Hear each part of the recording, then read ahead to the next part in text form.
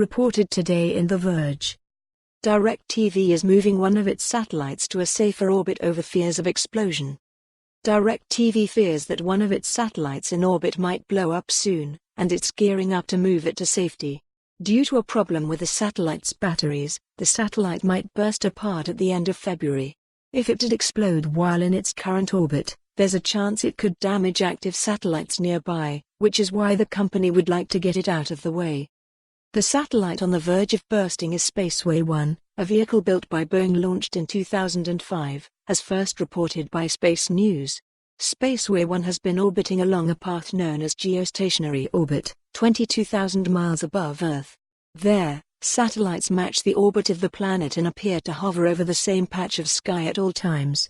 For most of its life, the satellite provided high-definition television coverage. But it has recently been used as a backup, so it hasn't been providing any coverage for customers. Apparently, something happened to the Spaceway 1 satellite in December that caused irreversible thermal damage to the vehicle's internal batteries, according to a filing DirecTV sent to the Federal Communications Commission. Because of this damage, Boeing decided that the batteries could burst when they're in use. DirecTV has been avoiding using the batteries by relying solely on Spaceway 1's solar panels to gather power. But soon, the satellite will enter eclipse operations, when it is within Earth's shadow, and the batteries will have to be used. Use of the batteries during eclipse is unavoidable and there is no ability to isolate damaged battery cells, DirecTV wrote in its FCC filing.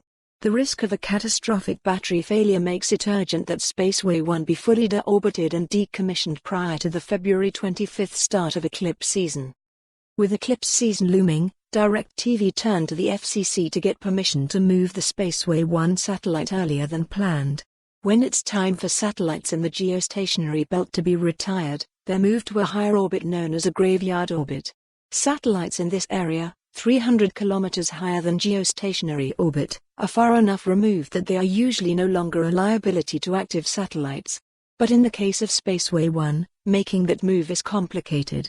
Typically, satellites are supposed to get rid of all their propellant before they move to the graveyard orbit.